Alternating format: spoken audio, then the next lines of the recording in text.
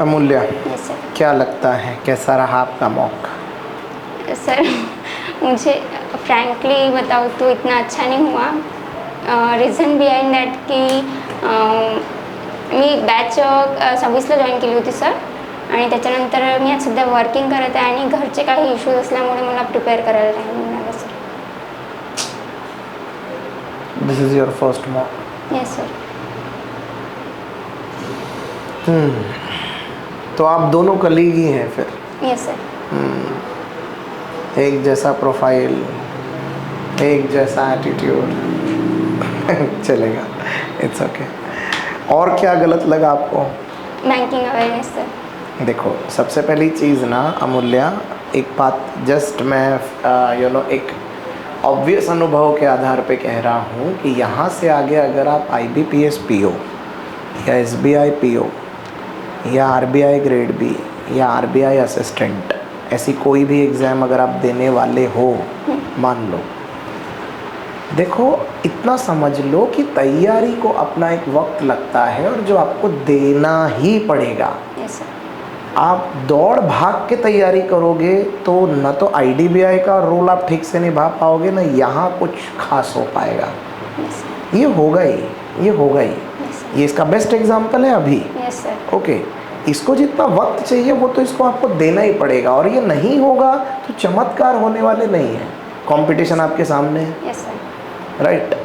अब देखो, एक सबसे बड़ी चीज़ जो इस इंटरव्यू में मुझे नज़र आ रही है ओवरऑल आपके पर्सनालिटी में, वो है एक बेचैनी. आप बहुत ज़्यादा जल्दबाजी में हैं.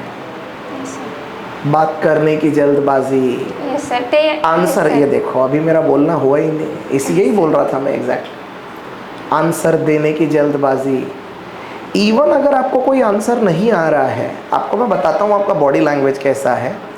So what is PMJDY?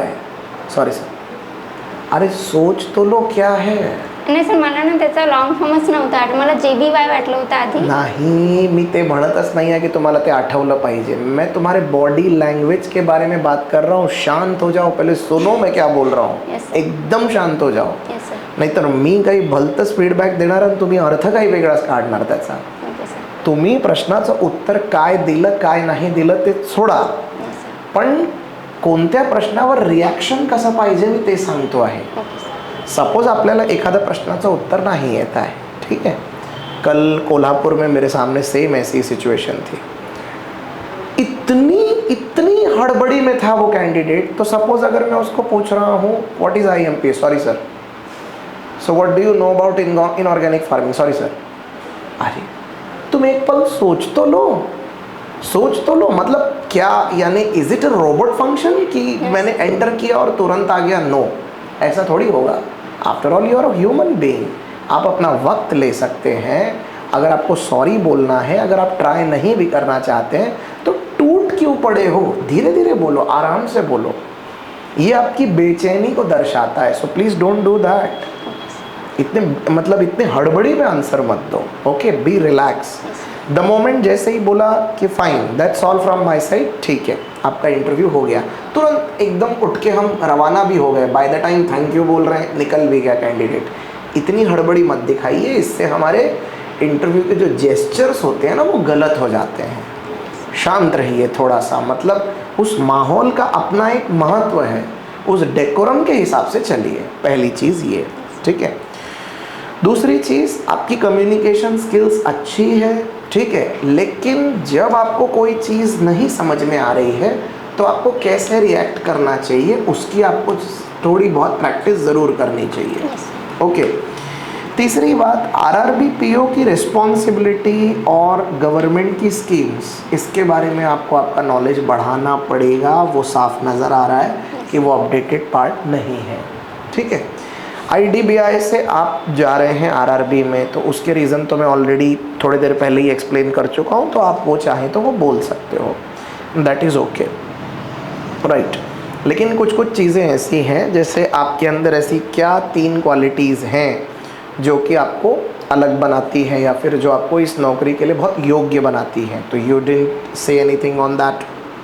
फिर आप किस तरह का अवेयरनेस क्रिएट करेंगी अगर आपको आरआरबी पीओ बना दिया तो, ये सब आप थोड़ा सोचिए।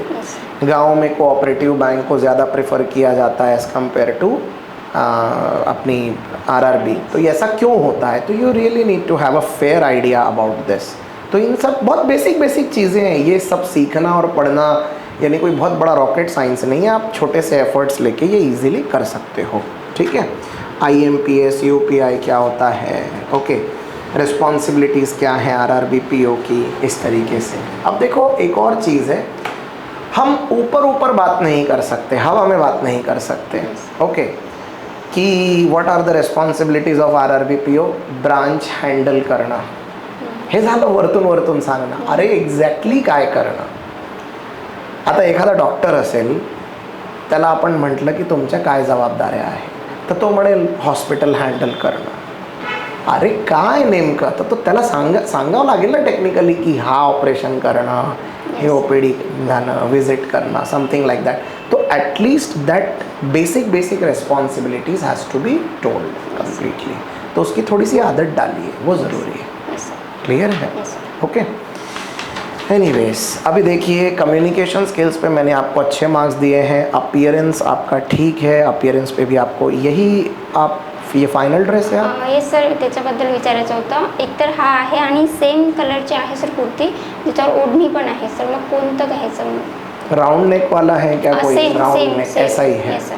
हाँ तो फिर वो ओढ़नी वाला पहन लेना, ओके सर। ठीक है, राइट।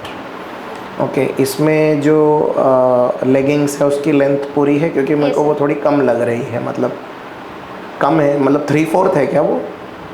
नहीं सर, पूरा फुल लेंथ है ना? Yes, sir. हाँ ठीक है, ओके, बिल्कुल ठीक। फिर जॉब प्रोफाइल के बारे में थोड़ी सी आइडिया लेना ज़रूरी है, तो वो वाला पार्ट आपको कवर करना पड़ेगा, ठीक है। ग्रेजुएशन का नॉलेज क्वाइट एन एवरेज है, और बैंकिंग के ऊपर अगर कोई सवाल पूछे गए तो वो भी आपको पढ़ लेने चाहिए, क्योंकि बैंकिंग पे क्वेश्चन आ सकते हैं। बैंकिंग के ऊपर, स्कीम्स के ऊपर, पॉलिसीज़ के ऊपर, गवर्नमेंट प्रोग्राम्स के ऊपर, रूरल सेक्टर की समझ के ऊपर, इसके ऊपर क्वेश्चंस आ सकते हैं। So I have offered you 13 marks out of 20, right. कब है आपका एक्चुअल इंटरव्यू? 15th ला आहे सर, सकाळी 8:30। चलेगा, this is your sir feedback. काही क्वेश्चन होते सर विचार। सर एकतर मी फॉर्ममध्ये फिल करताना मी MSc मेन्शन नव्हतं केलं, सो मग मी तिथे डॉक्युमेंट्स घेऊन जायचे MScचे। का बरं मेन्शन नव्हतं केलं? सर मी जेव्हा क्लर्कचा फॉर्म भरला होता तेव्हा मी MSc मेन्शन केलं होतं, आणि याच्यात